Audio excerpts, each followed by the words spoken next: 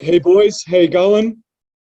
Good man, how are you? Hey, Yeah, good man, good. Just another week done and dusted, and yeah, super keen for this podcast. We've got so many questions, hmm and some of them are pretty in depth, and some of them cover a common theme. So I'm going to try to group them as we go and kind of navigate through all these questions. But I wanted to start off with just like let's just talk about our weeks. Like, how's our weeks been?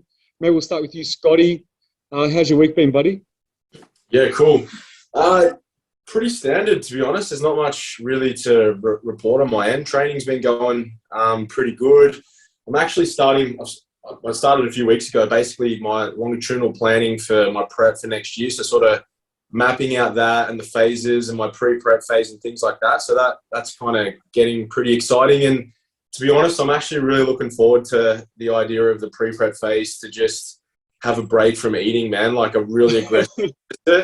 I know a lot of people in prep would be like, what's wrong with you? But to be honest, I actually think in the peak of your off season, force feeding, I think that's worse than just being super hungry and being dieted in prep, because the feeling that you get some nights of not being sure if you need to vomit before you go to bed is actually, it's a real thing. I've actually got one of my young bodybuilder guys who he said to me the other week, oh, normally like once or twice a week, he'll literally like wake up and have to vomit in the middle of the night. Like he's eating close to 6,000 calories. He's just a massive hard gainer. But otherwise, no, everything's going really good. Training is unreal. Obviously, the positive trade-off to eating a lot and being physically bigger is that just doing things in the gym that you just can't even imagine what you can do in prep. So, you know, you've got all that to look forward to. And MG will have that obviously now that he's post Bali and post op, and we covered that in your check-in the other day, bro, that obviously you're on the way to start to leverage and start to enter, I guess, your first push phase now that things are starting to head in the right direction.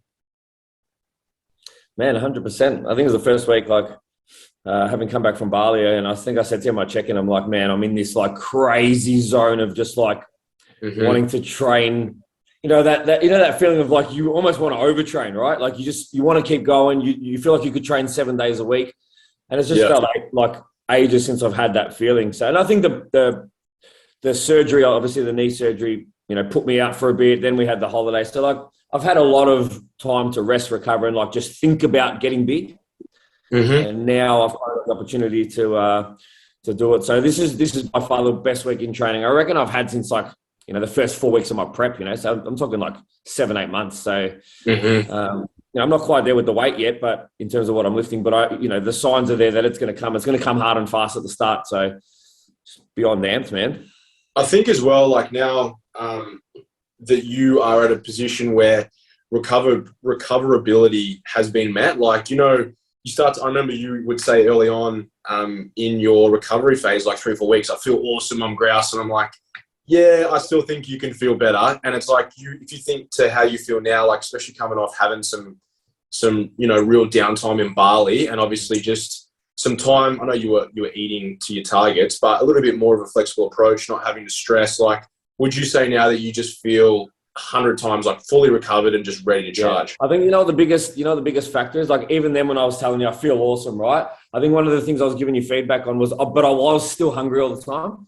And I was, you know, when I was rating my satiety, I was like, I'm still like a 2 or 3 out of 5. Like I'm still not feeling full. I feel like this is the first week where I'm like, all right, I'm starting to get up to a 4 out of 5 now in terms of like feeling full and satisfied. And I'm not looking for food every couple of hours like I was. And that to me is like the first time I felt that since prep. So, you know, that's a long time since April. Well, so how many weeks would that be? Now you're what? Oh man, well, first week of April really. And 16 weeks. A long time. So just 4 months, right on 4 months. So I think that's about right, so though. just shows you how long MT, you'll probably be about the same. I know I was. It took me probably close to 5 months, if I'm brutally honest, to just, once you've got that fat mass back, and again, you've had that consistent period of your body just trusting the energy availability is consistent, and you're not in a dieted condition anymore, to just really, and you've got some fat mass, like a decent amount compared to where you were. And I think, again, that just comes down to just level of conditioning. You know, you were obviously extremely lean, and you'll be exactly the same, man, because obviously, you know, you're going to be shredded to the bone. even more than you already are, and that obviously is going to come with the recoil. So it'll be interesting to see as well if you fall under that, 16 to 20 week bracket, which I dare say most people, to be honest, that they do. It takes about that time. Yeah, I'll definitely be keeping you guys updated, and I'll be more aware of it too. And yeah, I'll definitely keep you guys updated on how I feel throughout the whole, reverse recovery and off-season process for sure. So tell us about your week, man. I'm itching because we haven't really caught up because I was going to get to it last week. How's prep going? Any new lows? Give us the download. Yeah, really good, man. Like, to be honest, weight hasn't shifted a hell of a lot. I think things are slowing down. But it's not a bad thing. Yeah, the physique is improving and it's looking better. Always new lines, more detail, and things like that. From a training perspective, performance is still good. Still able to progress, add a little bit of weight, a little bit of reps. Everything's still feeling really good. Motivation is good to train. Like at my gym at home, and I put my music on or motivational talks. I put them on too, to be honest, and zone and just enjoy myself. And just take my time and get through my training. So training's been really good. Steps have been really good too. Like, I don't know if you guys know, but I do most of my steps around my house as I do work on my phone. So I get my steps in pretty easily. Food's been real good, man. Like, I'm not food focused. I'm enjoying my food. I'm not hungry. I'm just not full, which I kind of said to you guys is as to be expected. Energy's low, but as to be expected too. Sleep is amazing, to be honest. Like, I'm just getting knocked out. I don't want to say too much, but I'm trialing a new supplement that I did some research on, and I found some pretty reputable sources that have been talking about it. It's not big yet, but I've been trying it, and it's freaking amazing. Is it ashwagandha? Nah. That's old news. I've been using that for ages. Okay. I don't really I'm not a big fan of that. I tried. I don't reckon there's anything in that other than. I've had clients that had amazing results with that, and so yeah, it's been real good. It's to do with cortisol. It's actually to do with regulating cortisol more than your sleep. So that's been good. Sleep's been good, but like, I've had some really fun things to do with food this week. Like, I've gone fully to red meat, no white meat whatsoever. And everything on all my red meat's coming from kangaroo. And actually, it's funny because if you go the minced kangaroo, it's actually leaner and cheaper than normal beef when you work it out per kilo. And it's very, very easy to cook. So I've actually found I've been feeling a lot better just going to full red meat.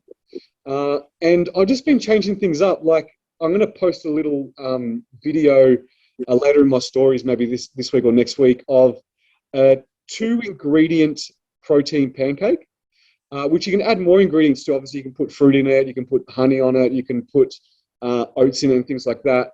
But I swapped my omelette for a protein pancake in the morning, and it's like my favorite meal of the day. And it's got 2 ingredients. It's just got protein powder and egg whites, right? I was going to say, if there's protein powder in it, that really eliminates. That's really it. And then I add cinnamon on top, and I might add some low-cal sauce on it, but not a lot.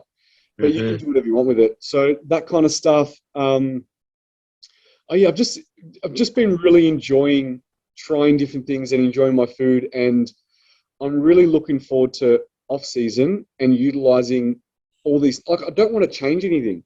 I'll have more, but I just don't want to change anything because I'm just enjoying everything I'm doing. So everything's going really well. I had posing session the other day, and I've worked out all my transitions, all my poses, what poses I want to select, all the variations. I took it through with Vicky, and she was like really, really happy with everything. So that's all good, man. I'm 5 weeks out to my first one, and I'm super pumped. Have you finalized what? Because I know we were talking. You were going to obviously do classic. Are you still thinking you might jump in bodybuilding and maybe just men's physique as well? No, I'm just going to stick to classic. Like, for A and B, obviously you can't cross-compete across divisions. NBA you can, but I still want to stick to classic, to be honest. And ICN you can cross-compete, but I just want to stick to classic. So I'm just going to stick to what I think best suits me. I've only really got to learn one set of posing, even though I know bodybuilding posing, because that's what I did back in the day. And classic physique is probably the most complex posing. So if you can do classic well, you can pretty much do any other division. Yeah, that's exactly right. You'd only have to add a lat spread, wouldn't you? Both like front and back lat spread. for And bodybuilding, you take out your variations. So like you actually do less. pretty much, dude. So, yeah, I'm super pumped, and I'm happy with how the team is going in general, and everyone's really thriving. We're thriving off each other too, and any little tips that I pick up that I probably wouldn't have picked up being in prep, I've just been sharing them with the team, and they've been loving them. So I'm super keen for season B, man. Super fucking keen. Have you found that because obviously you normally have big teams that compete, and I know this year you've again got another big team, but normally obviously you're on the sidelines, so it's easy when you're in a well-fed state. Have you found it better, more challenging, obviously competing whilst having your athletes compete? I found that I have all my energy I need for my own training and for my work. Mm-hmm. So I'm making sure that those things are not going to reduce in quality whatsoever. Yeah. The rest of the day, maybe my energy is low. I'm dragging ass a little bit. But, that's right. I'm not talking as much to some people or whatever that may be. But Mm-hmm. I think my enthusiasm is the same, or if not better. And I think people, as I said, like I can relate to my clients, and I always have been able to relate to them. So it's kind of helping me a little bit, and it's helping motivate them. But also, I can't relate to some of them too, because some of them are talking about how hungry they are, and I'm not hungry. So, and might be on less carbs or less fats than them. So there's things that I can relate, and there's things that I can't. But I always separate the two. I always separate how I coach someone to how I feel in the day. Like I never want what I'm doing to affect my work and to affect my clients. If I'm having a shit day, my clients shouldn't even feel the difference. Yeah, absolutely. Yeah. So, but yeah, it's all going well. I'm looking forward to it for sure. Awesome, man. It's exciting. All right, we've got some questions, and let's get through them. There are some comp-related questions. So I'm just going to start with the first one. Do you think you can be too lean too early for a show? Do you want to tackle that, Scotty? Yeah, sure. I think it depends on the context. Firstly, how early are we talking about? And also, what is the division? Are they male? Are they female? I think, in all honesty, unless it's bodybuilding or in the pro divisions, I think conditioning is something that people probably, like a lot of people get in really, really good shape, but they don't maybe get into like true, like we know what elite conditioning really looks like. And so I think in my opinion, and I think it just is the way it is, but if you want to go down that path, like you look at the top most conditioned athletes that we've seen in the last few years, they're ready super early. You have to allow yourself enough time. But I think in amateur ranks, I don't think you can be ready too early unless you're just working with a genetic freak. And obviously being ready early also comes with some recoil and trade-offs. Obviously, everyone's individual caloric intake is going to be different, but in terms of the tax that it takes on your endocrinology, because obviously sex hormones are going to be affected, and more so in females than males. So obviously majority of females, if they're competing in figure or fitness and they're getting really lean, they're probably going to suffer from some menstrual disruption or amenorrhea, which is unfortunately just a recoil. But I think if you're smart about being ready early, it actually provides you with a lot more tools at your disposal. Like being ready, you could probably jump on stage now and you wouldn't be your version of 100, but compared to majority of the other guys you're going to compete against, you're probably going to be more conditioned now than they're going to be in 5 weeks. And as a result of that, you're lucky, obviously, you're working with B. He knows obviously what he's doing. And so I'm sure there will come a point, and as you said, your weight loss has started to sort of stagnate a bit, which makes sense because if you think about it, as we have less fat mass that we can liberate, we obviously need to go a lot slower at the back end. Otherwise, we run the risk. If you're losing like 600, 700 grams a week, there's a fair possibility that majority of that is going to be hard-earned muscle tissue. So obviously the advantage of being ready early means that we can slowly reverse calories and ideally eat up into the show and essentially top up. But it also comes with the recoil that potentially, and some people, and it has happened before, where if you go too far down, sometimes if you suck them down too low, you just can't bring them back to life. and there is the risk of obviously losing some muscle mass. But for me, I think being ready early is always going to be better because, again, you have all of those tools at your disposal. You can increase calories, you can refeed, you can run diet breaks, and provided that you're working with someone that understands how to manipulate and use those tools, I think it's more advantageous than detrimental. Yeah, I couldn't agree more. And I think one of those things that really solidified that with me was last year when shows kept getting pushed out and pushed out and pushed out, like 8 weeks, more. Have people ready for their show, and then 4 weeks before their show, they'll be like, "Oh, the show's now in 8 weeks more time post that point." And I found that so people were ready early, technically, because the show got pushed out. So you had the ability to feed them back up, and what you found is their physique improved, their energy, their mood improved, and post-comp reverse improved.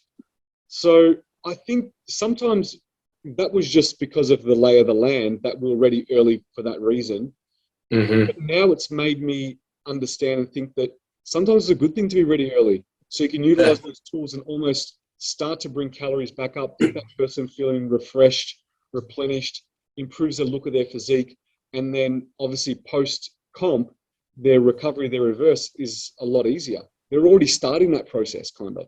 I reckon, like, if I put like a federation hat on, or say like a judge's hat on, right, and especially in the amateur ranks at like a state level, is the trade-off being like that elite level conditioning is always going to stand out if you're in the right category, versus the potential sacrifice of maybe a small amount of muscle tissue. And Scott said it at the start, like, unless it's like a pro rank or bodybuilding, I just think that, if you really had to choose out of the two, if both are an option, like, I think you'd still take the elite level conditioning every day of the week anyway. And the advantages of potentially, the feed up, the ability to trial a peak week or have a go at a couple of peak weeks is another big thing that, as a coach is a great thing to have access to. So I just think, with, the typical type of competitor, unless you're at a high level pro rank, being ready too early is not really a big issue. And if your coach knows what they're doing, there's plenty of strategies and ways to be able to maintain, your fullness, that level of condition, for a long period of time if your coach knows what they're doing.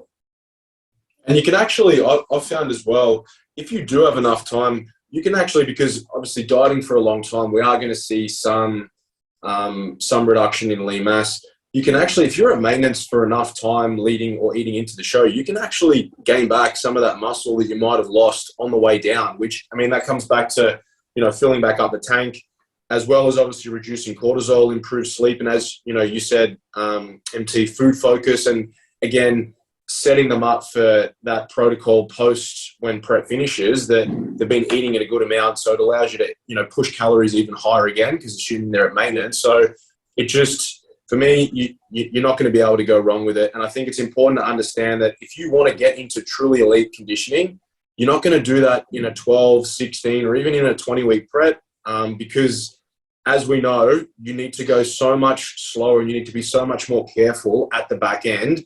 And, we use the analogy of give a little, take a little. You need to obviously take from the system and then give back to it. So if you're constantly dieting and doing shitloads of cardio towards the end, you might be getting really, really lean towards the back end, but you can guarantee that you're also probably going to be doing that at the detriment of losing quality tissue that you've worked really hard to build in the off season. Yeah.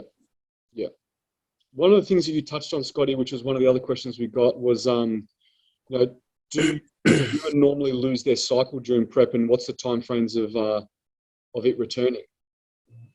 Yeah, I think this is something that probably it used to get a lot of whack, and I think now that we probably have a lot more knowledgeable coaches in the game, we understand that unfortunately part of this sport, and especially for females, is that obviously when you're in a prolonged period of energy deprivation and EA does get low, but we also know it's not just a matter of your calories being lower. It comes down to body composition. I've got girls at the moment that are close to eating up and they're hovering in the 1,1700 calorie range, and they have lost their cycle. And that's not as a result of them not eating enough food. Their food didn't even have to be pushed that low, versus I've got other girls that I've had to push a lot harder, and they might hang on for longer until they lose it, because it comes down to, firstly, everyone's endocrinology is going to be different.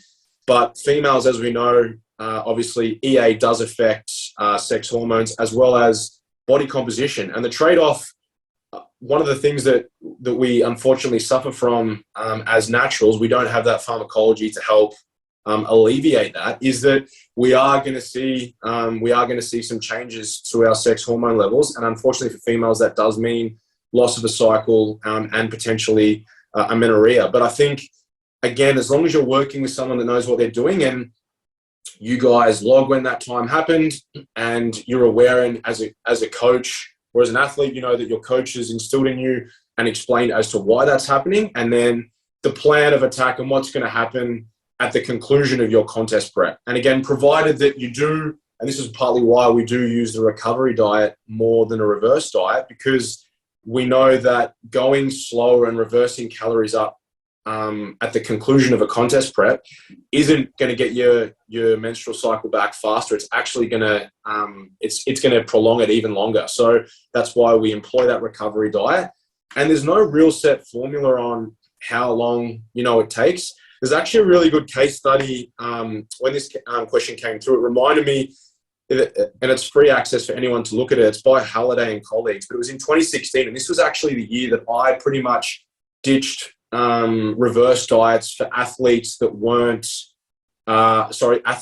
were in elite conditioning. So if you're a bikini competitor, nothing against bikini competitors, but the level of conditioning that you need to get into versus a bodybuilder or a figure or a fitness female is going to be completely different. So this paper basically showed that there was a figure competitor. She was in a really good, healthy range. I think it was about 55 kilos, 15% body fat, started the prep, did a 20-week prep, got down to about 8% body fat, lost her cycle at around about the 11, 12-week mark. And then at the conclusion of her contest prep, slowly reversed calories back up to the point where I think it was at about a year post-show, she still didn't have her cycle, and she was about 57 kilos, and she started at 55.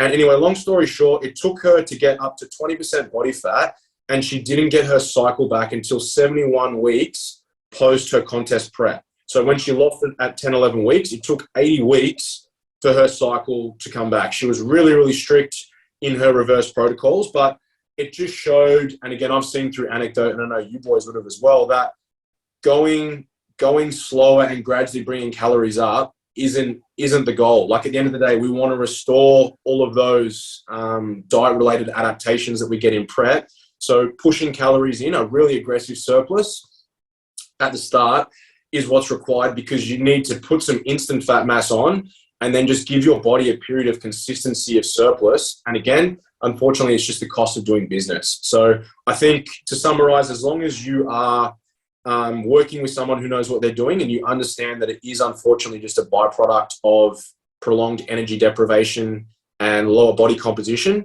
that it will come back eventually, provided that you're consistent. And the people, and I've found the females that are the most irregular and want to try and hang on to conditioning post their contest prep, they're the ones that it takes longer for their cycle to come back.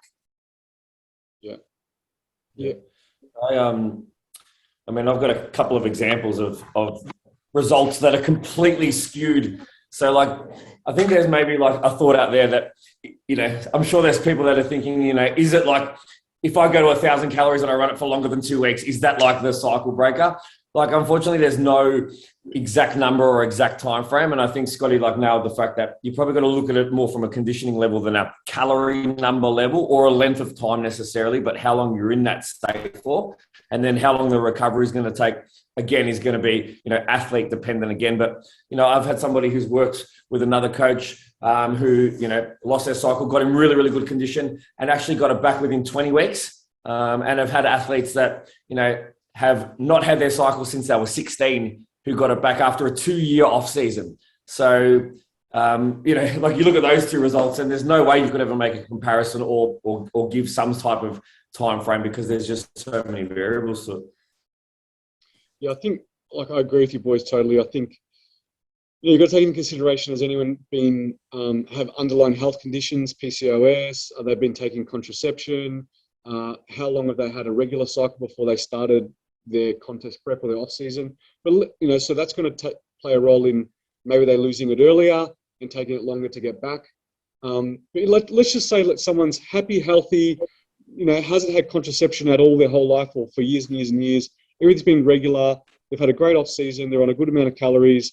The coach is doing their prep for them. They're not doing anything stupid and aggressive, and everything's going well. You may never lose it. It's potential you may never lose it, or you may lose it. And I would say at least wait for however long you lost it for before your show.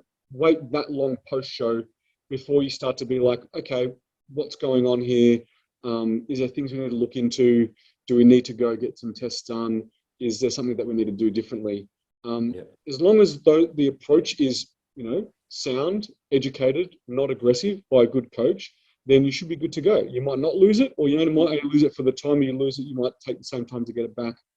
And also making sure that, there are some supplements and vitamins and some minerals, some herbs that you should be utilizing during your prep to make sure that you do keep things as healthy as they possibly can, and also utilizing them through the recovery, reverse, and off-season phase too. So, I think another important thing to say, just because I know we've got a lot of male listeners who are also getting prepped at the moment, is, and I just use myself as a perfect example, is like, your testosterone levels as a natty, in a long, period of prolonged starvation.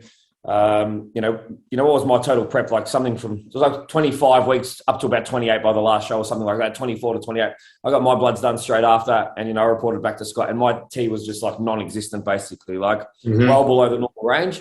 Hence why, we employed the recovery phase, not the reverse diet, where my calories went basically through the roof. And we did. We tried to put on 5 kilos pretty quickly, right? Within sort of 20 days, we were trying to put on 5 kilos, get some fat mass back on. Now having been 16 weeks post-show, my T levels are getting back to normal range now. So it's also like a common side effect for a male who preps, but there is no lost cycle. But I would say like a fair comparison would be like testosterone levels completely dipping. It's very normal. I would say that, pretty much all of my male competitors who get bloods done post-show have well and truly dipped, most to below normal healthy ranges of T, some within. Everyone's different again, but again, it is a common symptom. But I would say that, it is something that reverses maybe a little bit quicker than potentially a female regaining her cycle. Yeah, and with guys, obviously, we don't have a period to let us know that obviously our sex hormones are returning to normal, but one of the easiest markers is probably just your libido. So you'll know, obviously, when you're in prep, there comes a point where it's just non-existent. And you'll also probably find there will come a point where in that post-recovery phase where it will gradually start to come back, and then you will notice it. And then obviously as a result of that, and the more heightened your libido is, that's normally a pretty good indication that test levels are getting back to normal. But again, we would normally take bloods, at the peak of our off season, at the start of prep, and then at the conclusion. But the loss of those things isn't something that you would flag as, oh my God, we've done something wrong. Like, we would expect that if Michael had to come back to me and said, man, my test levels are unreal, I would be like, well, we probably need to get them done again because I reckon they've made a mistake. There's no way that your T levels are going to be where they should be, because we've just put your body, through hell, so to speak, in the most optimal way we can. But again, I think the biggest thing is just be patient.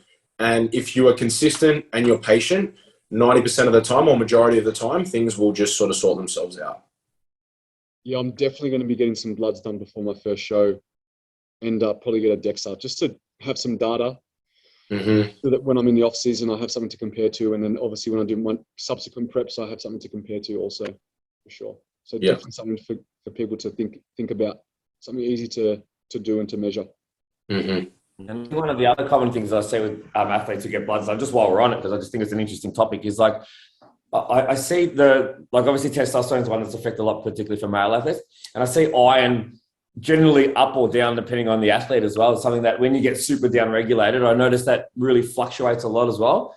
So yeah, definitely. I'll be actually keen to see what MT's bloods are, because we know that he's like fully peeled at the moment. So maybe we could use yours as an example, man. Yeah, for sure. Because my bloods have always come back really, really good. Like everything's always perfect. So Watch, MT will get his 4% body fat, and they'll be fucking perfect. It'll be the worst example ever.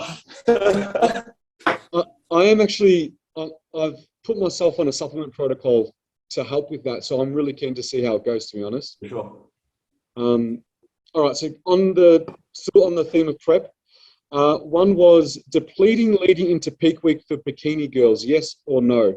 Now, I know we've spoken about peak week before, and but let's just quickly, we can just give a yes or no if you want to. No. It's a quick explanation if you want, but depleting a bikini girl that is not ultimately lean, shredded with a lot of muscle mass seems a little bit pointless, and then reloading her for no good reason. You're only doing those things if someone is super diced and they have a lot of muscle mass, and you're going for a specific look. And like, are we asking, like, are we depleting glycogen? Is that what we're depleting, or like what? I guess so. What are we depleting?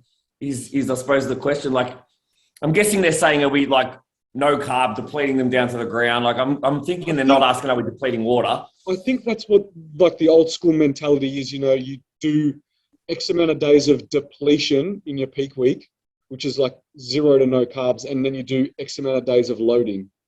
Yeah. I'm just going to say, no. So like, Unless you're a bodybuilder or you're someone with a lot of muscle mass, even then, I don't agree with the whole depletion thing. I think if you're already in stage condition, for me, you're just going to linearly load and just gradually like push a little bit more in, watch, see how it looks, and then find a look that you like early in the week and then hold it, unless you've got someone that you're trying to push conditioning up until the last 2 days. But for females and bikini girls, you want to keep things as consistent as possible. You might have to run low days all the way in because you're just trying to keep food volume low and just keep that shape, but you're not trying to deplete them so you can then top them up, because there's not really going to be anything to top up. Actually, No. Scotty, maybe touch on depletion from a workout perspective. I know that's something that you do utilize. So when I'm in the couple of days leading into it, is that what you're saying? Yeah. Yeah. So for example, if you were like, when we do our, in the couple of days leading into the show, firstly, we'll keep training pretty consistent early on in the week. And again, it's so dependent on the athlete. Like, again, if you're trying to get them diced all the way into the show, but to be honest, that's pretty rarely. Most of the time they're going to be ready, but we may push a little bit more volume earlier on in the week. And then that's purely just because what we are typically going to see, or the way that I like to run my peaks most of the time, is that training will actually really pretty much half and just really reduce in the last few days into the show. And that's for reasons that obviously we want to try and firstly reduce any sort of muscle damage or fatigue or anything that could, draw in any unnecessary water or elevate cortisol levels. But basically, we normally typically want to find a physique that we like and then just hold it. And then gradually, as we go, we'll top up more and more. Again, if we use Michael as an example, like we were literally, I think in the last 3 days leading into your shows, you would send photos like first thing in the morning, fasted, how you look after your meals, how you look after your workouts, because we're trying to gauge the look that we want to see. And then once we find it, we also want to see how you wake up. So if we push in 500 grams of carbohydrate and then you wake up the next day and you're still super flat, it's like, well, we probably need to push in a little bit more food, because obviously we still haven't brought him back, to life. Because majority of the time when you are super lean and ready early, like MT, you would probably wake up most mornings and you just feel super skinny and shredded, but then you have your pre-workout meal and you get a few sets in you with some water and you just like inflate. And that's sort of the way that it goes. So I think it's just about making little adjustments, but essentially you just want to find a look that you like, and then you want to try and hold that leading into the show, and just try and keep things as consistent as possible. Yeah, and I think the other like interesting thing that probably people would like to know about is like in terms of like the training leading up to the show, why you don't want to be depleted is like obviously glycogen is going to affect the look, right? So if you're burning it all out because you're training too hard, you're never really going to achieve the goal of being able to fill up. So I think the objective of training leading into the show, particularly like in the last few days close to the show, is and you would have heard it like what people would call potentially a pump session, or what we would call like a carbohydrate transportation session, is just, get like a circuit set up where, you're potentially doing 6 or 7 exercises, 3 or 4 sets. Your intensity is maybe a 6 or 7 out of 10, and you're just really shuttling blood around the body, sending carbohydrates into the muscle, and like really just assessing the look as you go. But, I think anyone who's sort of training to failure, 2 or 3 days out is probably missing the mark. And Scotty, you implement like some kind of post-show training, right? Where it's like show after show you do some training? Yeah, so I do. So typically, I don't do things the way that most athletes do when they finish their show. They probably go and have a cheat meal, or they go to Damazi's and eat donuts and stuff. So my guys, everything's very structured and organized. So as soon as they get off stage, they'll normally have their pre-workout meal, which might sound a little bit strange, but for the most part, if they've got another show coming up, which most of the time they do, so if you're running around another peak week, we've pushed in a lot of carbohydrate. We've pushed in more higher doses in an acute amount of time of sodium as we're leading into the show to obviously increase blood pressure, blood volume. So majority of the time, and about an hour after they get off stage, we've peaked the look, they're going to start to look pretty crappy. And obviously, if we've got a shorter turnaround time, we need to ideally get rid of all of that extra food, all of that glycogen, and basically get rid of all of those calories. Because if you've been, let's say that you're on 2,000 calories MT, I don't know what your intakes are, but say that you were, and then you might have had, in the space of, say, 3 days, gradually loading, say you've had an extra 500, then an extra 700, then an extra 1,000, and then you've had your total daily calorie intake almost in the morning leading into the show, because that's just what was required to fill you up. If you're just going to then go out and have a massive overfeed, you're likely, your body's primed to store fat straight away. So, and I guarantee if you're doing that, you would probably, I don't know if you are, but I would assume that you would probably have a training session. If it's not thereafter, it might be the next morning that you need to go and get in and remove all of the extra intakes that you put in. But also, we want to try and get your body back to baseline straight away so that we have metrics that are going to be accurate at the start of the week. Because if you go out for an overfeed, you could gain 4 kilos, 5 kilos, not in fat mass, but huge amounts of sodium. Where sodium goes, water's going to follow. And it might take 4 days for your physique to go back to normal. And then you've just got no idea how the look is in terms of how to manage, again, your next peak week. Versus I'll normally prescribe either an EB session. So it could be dead, like hamstrings and back, or squats, quads and push, so that you can use a lot of big dominant muscle groups. You're also primed after all that food, and you've had a couple of days of lesser training. You'll be itching to get in the gym, and get after it. You have a crazy workout. But I just find that within normally a day or two after that, we normally push in a lot of potassium and magnesium the day of the show to counteract the sodium, so electrolyte levels balance out. But by Monday, things are pretty much back to normal. Yeah. Yeah, it's good information, man. Okay, so you mentioned a couple of things, which there was a question kind of surrounding this, but I think that maybe some of the answers lie in what you said. One of the questions was, does low resting heart rate affect your ability to get a pump during training? Now, that's not what you kind of covered, but you talked about electrolytes and potassium. Any links there? Anything to do with heart rate, pumps in the gym, things like that? So in terms of getting a pump, obviously you're trying to push blood into the muscle, provided that you've got enough carbohydrate in your body to help obviously top that up. Essentially, and this is where it baffles me that people cut water to try and look full on stage, because it's just the complete opposite of what you want to do. But you obviously need to have X amount of sodium, and you need to have the right amount of potassium, and you need the right amount of water. Majority of the time, you could have like 30 grams of carbohydrate, consume a liter of water, maybe put a little bit of salt in your water so that you're getting some sodium into your body, a couple of bites of banana. So again, electrolyte levels are balanced. And then you could go into the gym and start training. If you're lean, there's no reason why you wouldn't start being able to pump up. So I think if you have a lower heart rate, that could be because of lots of different things. The fitter you are, that's not typically going to determine whether you are or are not able to get a pump. And sodium is a massive one for that. And that's why, we'll normally push anywhere from 1,000 to 2,000 milligrams of sodium within, maybe we actually start pushing in a bit of sodium normally about 2 hours out, depending on the athlete. Like, you're not going to do it with a bikini girl. And then again, you depleted her, man. So that's right. Because obviously it's not going to really change anything with the look. But obviously by doing that, it means that when you do start to pump up, you've obviously got a higher blood plasma osmolality. So your sodium count, so to speak, within your bloodstream is higher. So your blood pressure is going to be higher. It allows you to get a pump better and obviously fill out ultimately on stage. But again, the recoil of that, and that's why I mentioned at the conclusion of the show, I'll normally give my guys, or I'll recommend that they need to have a banana. They'll have white potato with dinner. They're foods that are high in potassium, or some coconut water. And then they'll also have magnesium, because they are obviously going to balance out your electrolyte levels. Because if you've had all that sodium, you'll find that when you get off, you probably are over the next hour going to slowly dehydrate. So that's why we push a lot of water in.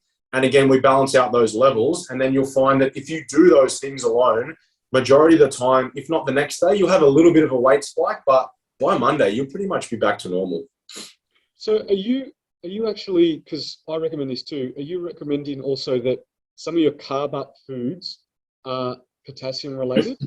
Always. So typically, and again, we're not talking about like having a stupid amount of potassium. And then obviously if you've got, an imbalance in electrolytes, and that's the problem when people that are not natural, that muck around with diuretics and end up, hyperkalemic. But basically the day before, typically most athletes are going to be consuming, provided that you're pretty lean, you're going to be consuming some form of potato on the daily really anyway. Most people are on Spud Light or Charisma.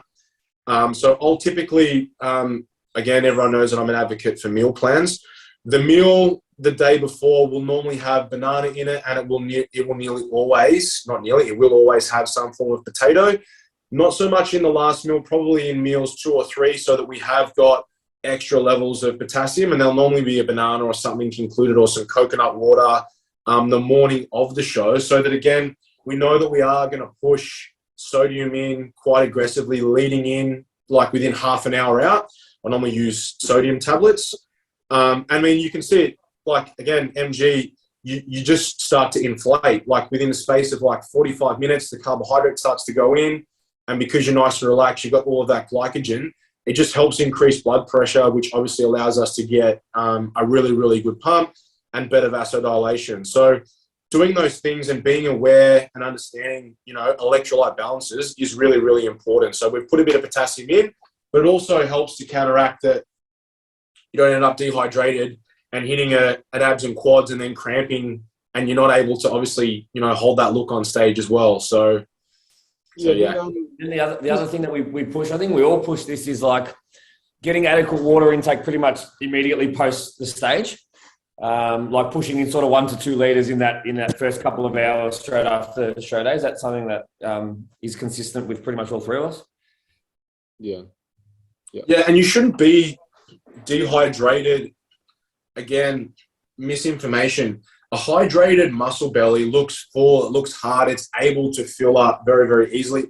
A dehydrated muscle belly, like if someone's like, I wasn't depleted enough when I got on stage, if you weren't able to get a pump, but then they'll go out and get a feed afterwards and they'll hydrate, they'll consume water and sodium, and all of a sudden, voila, fuck, they look incredible.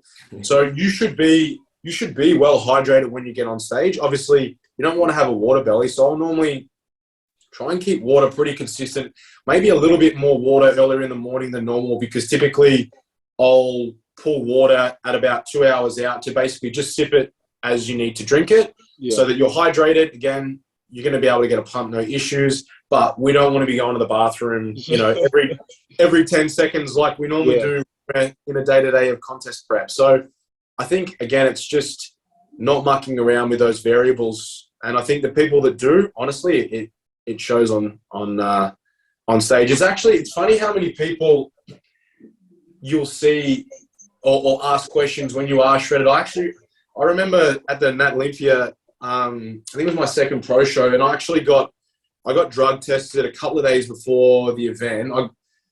They rocked up at my hotel, and I had to go in and get a drug test. And I remember having my drug test, and I was like super hydrated, just like normal.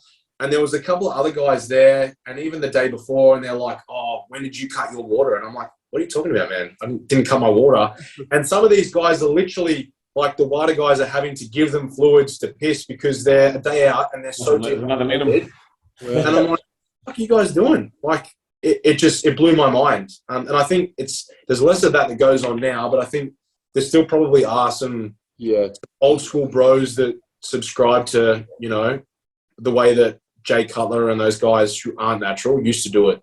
Yeah, sure. Like, just to not harp on the potassium, but, you know, if someone made the mistake that they decided to carb load on a bunch of rice or cereal or Exo Crunch or something like that, and they didn't take potassium in when they were carb loading, and obviously they've been dieting for X amount of weeks, they're probably on low carbs, they're not even having potatoes and bananas. What would happen then if they go to just do their carb load with low potassium and then they chuck a bunch of salt in before they go? What's going to happen then? I think it would depend on, firstly, you shouldn't be carving up on foods that you haven't. One of my biggest things is you just want to keep things as consistent. So if you're used to eating sweet potato, you know, throughout your prep, that's what you have on your refeed days. Why you would switch to an Exo Crunch or a cereal is beyond me. But essentially, you want to have foods, and you should have this logged out, that are obviously easy for you to digest, you know, that agree with you, that aren't going to cause any bloating. And the other thing is, obviously, you want to make sure that they're low in fiber. But typically when you're pushing in a lot, not so much a lot of carbohydrate, or perhaps more than you normally would, it's more you need to be very attentive of the amount of sodium that you're consuming. And this, again, it baffles me when people increase carbs, but they pull water and they pull sodium. Your body requires roughly around 3 to 4 meals per gram of carbohydrate to store that glycogen. And your body also requires sodium to deposit and to distribute glycogen. There's a glucose transporter that is actually in your small intestine, and it's sodium dependent.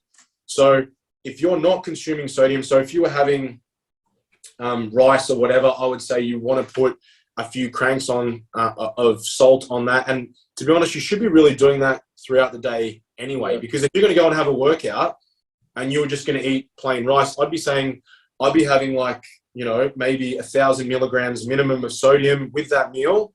And then I'm going to go and train. And then again, I'm going to assess the look, because you know that when you have that, and I typically use, one of the reasons I use the Ayam sweet chili sauce is that it does have a high concentration of sodium. So it's a low calorie sauce. It tastes awesome. But typically if you have that as a pre-workout, or you have it after your meal, like within about 20 minutes, you just start to light up like a Christmas tree. And again, that's just sodium helping to obviously, well, firstly, it's obviously increasing blood pressure, but it helps to distribute and to deposit those carbohydrates. But with the potassium side of things, I think you just run the risk of, if you're pushing in extra carbs and obviously you've got the sodium there and you're not consuming any potassium, then you run the risk of potentially holding water, because you are going to have an electrolyte imbalance. Yeah. Scott, we thought it was because you were sponsored by AM this whole time. Do you know what, man? I actually can't believe they haven't reached out, because I live in Monty, but I go to Greensboro Coles or the Eltham Coles, and there's sometimes where I actually can't get them. And I had a light bulb moment the other day, and Jen said to me, she's like, "You eat all this food, why the fuck are you still eating light sweet chili sauce? Why don't you just buy the normal one?" And I was legit like, that's actually a fair point. I'm drinking all this juice and eating lollies, and I don't know why. The normal one, I've actually bought it now. It tastes. Oh my God, the normal one is so easy to find. The light one is the hard one to find. Because no one buys it. I know. I don't think I've ever had it. I don't think I've ever seen it, because I haven't found it. But you know what's funny is, I'll recommend stuff to clients that I'm eating. They're like, "You guys need to go get this." And then with a couple of weeks, it's not on the shelves anymore. I was like, what did I do? What did I do? Why did I tell everyone to go buy this stuff? Now there's none for me left. I feel like English muffins these days are just getting harder and harder to find every time I put them in someone's plan. But yeah, and Cheerios and YoPro are also, sometimes you go through droughts in them as well. It's one of those things. I think because if they see their coach consuming it, it must be the the holy grail. It's anabolic, man. The anabolic Cheerios. We had one more question about prep, and we already covered it in the last podcast. So, guys, the question was about, what's the lowest you take your athletes to, like maybe from a calorie perspective, you want to dig in, and what are the limits? Man, we covered that in episode 9, the last episode. So definitely go and check that. It's at the end of that episode, and there's a really, really good chat that we have about that. So check that out. Yep. The next one was how often should you change the macros, weekly, fortnightly, or monthly, depending on a build or a lean out phase? Answer a real quick answer, but let's go for it. Yeah, I reckon quickly, man, just like as little as you have to. Like if you're making changes weekly just to be novel when it's not necessary, potentially taking away tools, that you may need later on down the track when things get hard. And that goes both ways. That goes whether you're dieting or whether you're growing. And I think we can all equally agree, both have their challenges. Like, so you don't want to be making unnecessary changes. And, the old cliche saying, if it ain't broke, don't fix it. Well, that kind of rings true here because, if I can get a calorie change to last 8, 10, 12 weeks, I think in my prep, Scott, we had a run of, 8 or 10 weeks where we didn't have to make a single change. So no food had to be taken off him. That's a great outcome. So I think the right answer is as little as possible. Yep, I completely agree. I think if you're maybe sometimes first or novice coaches perhaps feel like they need to, move the pawns around on the chessboard a little bit more than you need to. But again, you just got to have faith in your system. If the system's working, why would you make an unnecessary change if you don't need to? It's a good indication. If your client's like, well, why haven't we made any changes? Because we don't need to yet. So this is a good thing. Ride the wave as long as you can. And can we relate that back to training as well? I think this is something that happens a lot, and you're bringing in novelty for the sake of novelty. And I know, I've worked with both of you, and the one thing that is consistent is that you don't need to be changing exercises all the time. Like if you've got a set of solid exercises that you can progressively overload consistently whilst keeping your intensity high, and you feel like you get good mind-muscle connection, fucking run it as long as you fucking can, right? Until you can't progress that thing anymore. And if that means that you only make, 1 or 2 exercise changes over your whole block every 3 to 4 months, I say you're on a fucking winner. Yep. Yeah. But I think what we see my last coach used to update my program every 4 weeks. So I just think that I personally don't think that that's a fucking good idea. I see it all the time. If you're someone who's changing programs, regularly, fortnightly, monthly, even, every 6 weeks, and you're changing a big bulk of your movements, I think you're missing opportunity and progression. Mm-hmm. Yeah. You got to wring out the sponge in every single lift and get the most of every single lift before you change it. I understand there's a novelty aspect because people find it more motivating. I get that too. Yeah. In the gym, and it depends on the type of client you have. You may swap some exercises out when really, behind the scenes, it's not really going to make a difference, but it makes them feel better about the program and more motivated. So you'll swap out some grip variations and things like that, but it's still the same movement patterns. So you might do some trickery that your clients don't really know about. But really, in the end, as a coach, you're still wringing out the sponge in that movement pattern.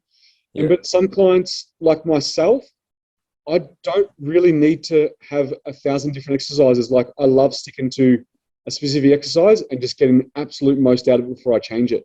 So, and I'll say this, some of the best physiques, and I'll use you two as an example, right? Both elite physiques, both elite level conditioning, were built in gyms that don't have 9,000 machines. Jamboli trains in his garage. Scott's got his own business in his own gym. But Scott, you didn't have 1 million machines through your prep, right? You trained through COVID. So don't also get caught in the, I have to have access to 9 different row machines, and you should put every variation, and you should use the incline MTS press. You should use the hammer strength press. You should use, the Cybex one.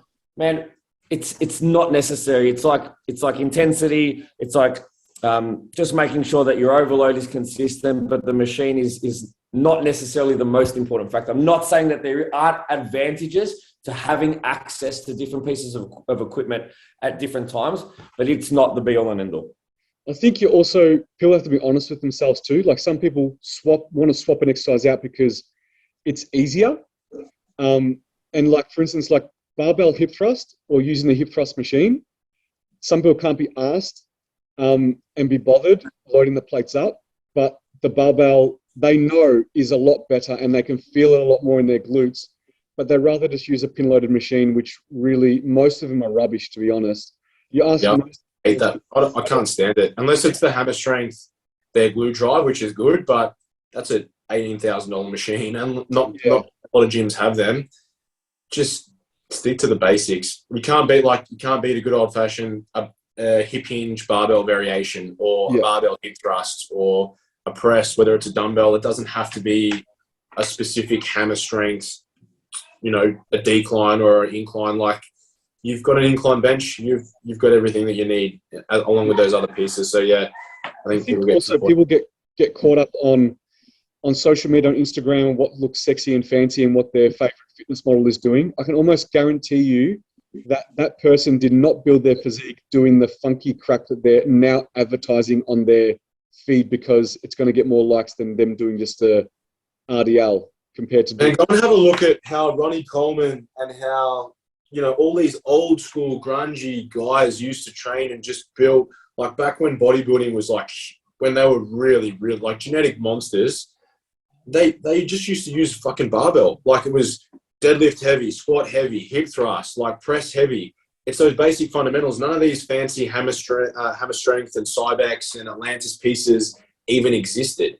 Yeah. So, fortunately, we're very spoiled these days that we have access to all those, mechanical pieces that are just unreal, but it's not the be all or end all. It's not going to be life or death if you don't have access to them. You can still absolutely make enormous progression with those basics. So yeah. And don't get me wrong, there is some amazing machines out there, and we're not saying don't use them.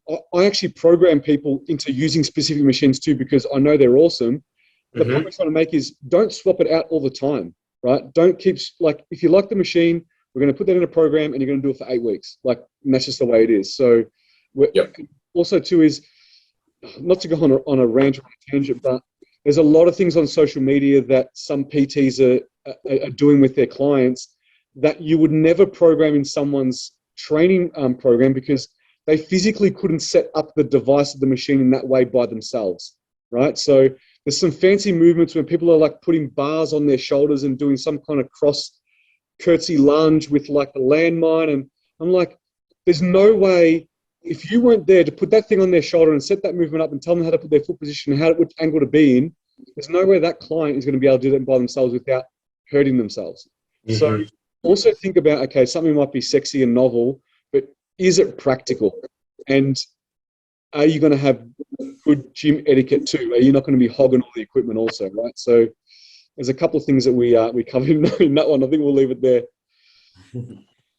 All right, so we're coming to the end of that theme, and we've been on for a little bit of time, but maybe we can just cover something a little bit different. So one of the people asked, where is it? Okay. Where does the toxic stigma in bodybuilding come from, and how do we address it and rectify it? Bit of a deep one, but I reckon we try to cover this one. This one came through on mine, and I wasn't quite sure how to interpret what he meant, in the sense of, I don't know whether he thinks, or if he's referring to like the people dying in the IFBB because of obviously drug abuse and whatnot, or if it's toxic in the sense that I feel like bodybuilders are typically a little bit misunderstood, or we're viewed as perhaps a weird breed, because most normal people can't comprehend, why would you want to just like train really, really hard, either eat to the point where you want to vomit to get massive, or then just diet yourself and again train really, really hard and limit yourself from going out and being able to eat normally and things like that. But I don't really find that toxic, because it doesn't really bother me. I think if you're set in your own way and you like what you like, I'm not into motocross, but if someone that I know talks about it and likes it, it doesn't really offend me. Like, if you're happy with what you're doing, then that's fine. But I think in regards to if he means the toxic environment that is like what's going on in the IFBB, I think that's perhaps only maybe just a couple of instances. Like, you think about how many enhanced people there are and how many top pros. And unfortunately, obviously, we've seen some people in the last little while pass away. It's not ideal, but sometimes like that's just what happens in that sport. I think guys that go down that path, you know, and you understand the risks that are associated with that. Like you're putting agents in your body that your body doesn't naturally produce. There's always going to be a risk of some recoil. It's like if you're an F1 driver, you're going to drive really, really fast. There's a chance that you might die if you crash your car. Or you see footballers end up with brain damage because they get really bad concussions. I think it's just something that comes with it. So that's how I'm interpreting what he meant, but you guys have a stab at it. I think it's the same. I think it's probably related to like the drug use. And I think in terms of like your question said, how do you rectify it?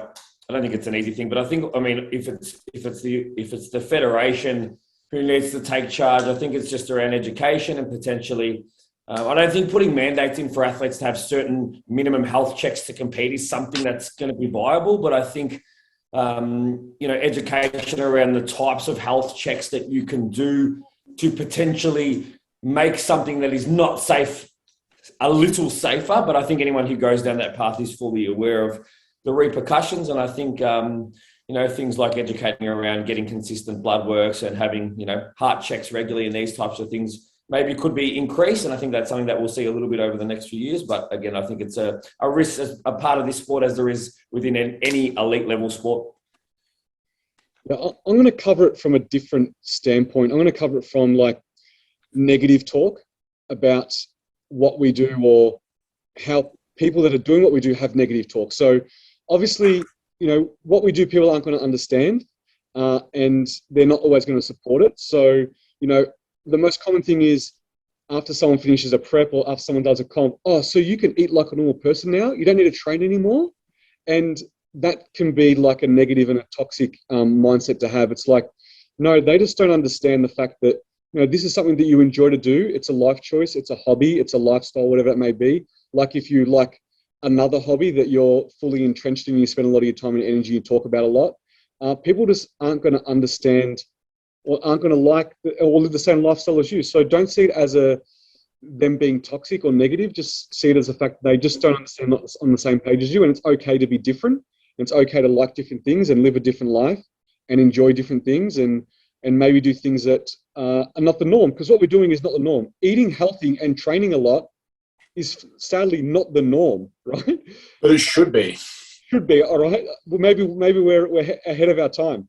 But so that's one thing. And then I think the second thing is having people that are doing what we're doing having negative talk. A lot of people, it's okay. They want to tell the world that they're hungry and tell the world that they're tired and tell the world that they've got prep feels and tell the world so they can get their little boost up, wherever that may be, or it makes it feel better when it's off their chest. But also tell all the positives. Like I have so many clients that prep has changed their life. Like they've had eating disorders, they've been skinny their whole life. Now they've realized that they can eat and train and feel amazing, and they've learned healthy habits, and they've learned structure, and they've learned routine. They've learned what food is, what food they should be having, what food they shouldn't be having, and they've learned lifelong lessons that are life-related, that are work-related, that are routine-related, that are nutrition-related. So I want to see people more talking about the positives, because there's actually more positives than there are negatives than you just feeling hungry all the time. And I love it when my clients post about the positives, how prep has changed their life, how getting into this sport has changed their mindset on a lot of things and has cascaded into their family, their friends. Now their mum is losing weight. Now their kids are eating better. So let's not concentrate on the toxicity of people that are around us or the toxicity we have within ourselves. Let's put out the positive, and let's put out the positive energy and the positive vibes, and the fact that what we're doing is mostly positive, and let's see the positives in it. Mm-hmm. Yeah, and I think it's like really easy to talk about someone who's got, what we would typically call, healthy habits and healthy goals, but, there's not many conversations going around, how many people that, that drink every night of the week, but nobody talks about that. Like, even if it's two or three drinks after work, but if it's 7 days a week, that seems to be common and acceptable. But, training 5 days and eating healthy is to a lot of people very weird. I know one of the comments me and I got, right, is when we got back from Bali, was like, how did you feel not training? I'm like, man, we trained 7 out of the 11 days we were there. They're like, but you're on holidays. So, dude, it makes me feel good. Like a holiday and a break is not a break from the things that, you know, we enjoy to do. So like, so you're right. It is very not normal in a lot of circles. So I think we leave it there, boys. That was really good. Positive note to leave it on. There was other questions we didn't get to, but we appreciate everyone's questions, and we'll definitely do another. I think this was a really good episode for like anyone. You know, a lot of our listeners, like Scotty said earlier, like are probably in prep or about to or in off season. So I think it was a really relevant episode to anyone who does compete. But yeah, keep the questions coming through because we've got plenty more episodes to get through. We can keep this consistent every week as we have been to date, and we certainly appreciate everyone's support. It's been very overwhelming, and we are grateful. Yeah, for sure, absolutely. Everything you boys said and some. So yeah, as always, if you can, guys, continue to support it. Like the post, share it on your IG story. Because at the end of the day, we're all doing this because we're passionate about this sport, this industry, and you know, I guess we don't have anything to gain from it other than just trying to share knowledge and just hope that it raises the standard and the way that people go about it. And we just want to put good quality content out there. So keep it coming, and if you enjoy it, share it, and let us know about it. But otherwise, as we said, we appreciate it. Awesome. All right. Enjoy, guys. All right, lads. Enjoy the rest of your day. Take care. Thanks, everyone. Take care.